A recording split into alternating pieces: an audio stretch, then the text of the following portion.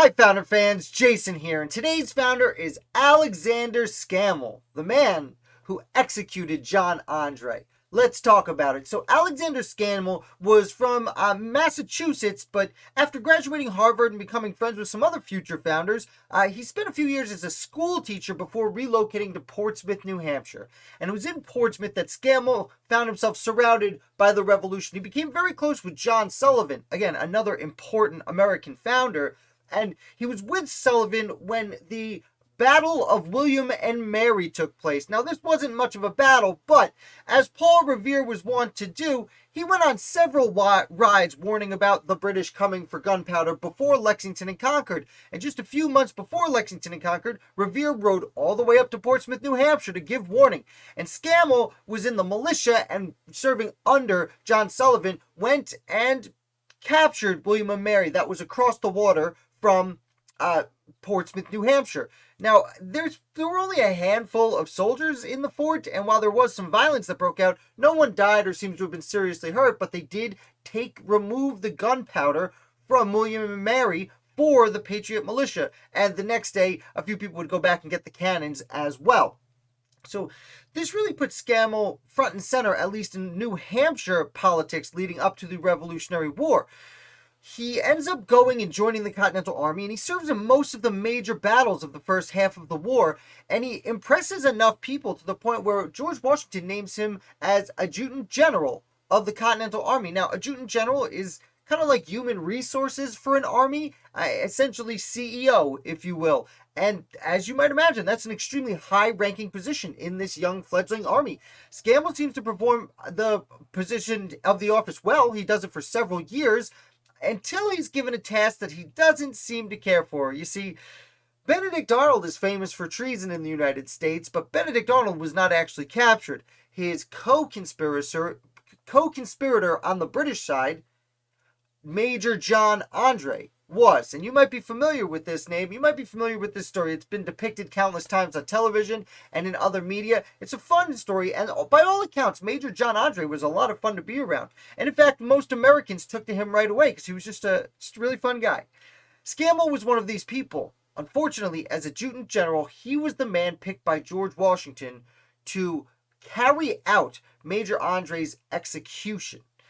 Now, first of all, I have an interesting letter that Scammell wrote to Andre just before the execution. I'm going to read it in its entirety here for you. It's not long.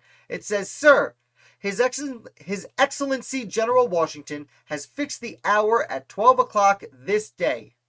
I am, sir, your most obedient servant, Alexander Scammell, Adjutant General." And there's a lot of abbreviations there.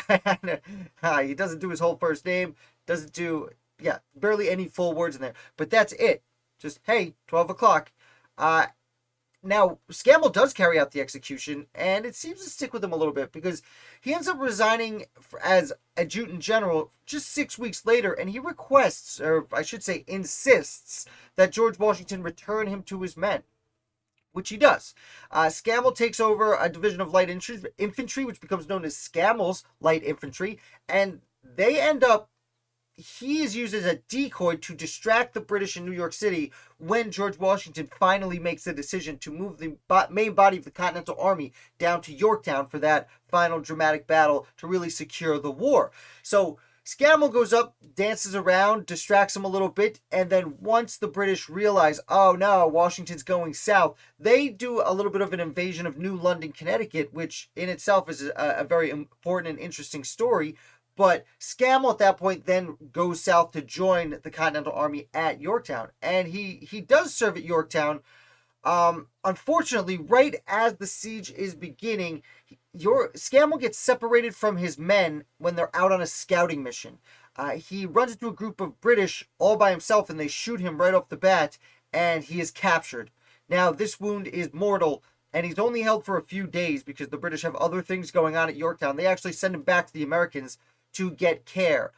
But unfortunately, this young man, who's just 34 years old, passes away on October 6th of 1781, which is just about 2 weeks before the siege of Yorktown is complete and the American Revolution essentially won. It's a very sad ending to a young man who really was good at doing the business part of armying. I do want to note, I run into the name Alexander Scammell a lot while reading about other people. A lot of his friends end up going and naming their children after him not long after. Most notably, probably, is Henry Dearborn, who ends up being a Secretary of War for a good portion of the early 19th century. He has a son, Henry Alexander Scammell Dearborn, and this name comes up a lot in high-ranked people and not so high-ranking members of the Army, because he was just so respected by his friends, his peers, and his men. So that's a brief overview of the life of Alexander Scammell, the man who executed Major John Andre. I hope you enjoyed this video. If you did, definitely hit like. And if you're new here, please subscribe. I put out videos about the American Revolution 7 days a week. And I'll be back with another founder for you tomorrow.